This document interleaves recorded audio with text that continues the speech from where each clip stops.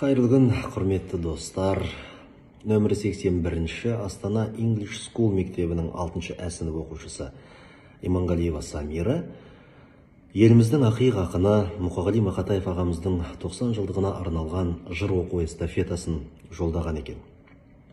Ендеше сол эстафетаны қабыл алып, мен бұл челленджді өнердегі алтын әріптес достарым Төленбаев Жаңғалдыбек Мүфтиұлына, Қазақстанның еңбек сіңірген қайраткері Төленбаев Жаңғалдыбек Мүфтиұлына және Қалибек Қуанышбаев атындағы Мемлекеттік академиялық қазақ музыкалық драма театрының көркемдік жетекшісі, театр және кино актері, Қазақстанның еңбек сіңірген қайраткері Қыстықбаев Қуандық Қапсаланұлына жолдаймын.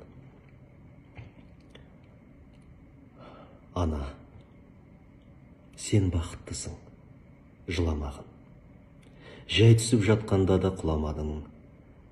Тәңіріңнен мен едім ғой сұрағаның, сондықтан да жыламағын, жыламағын.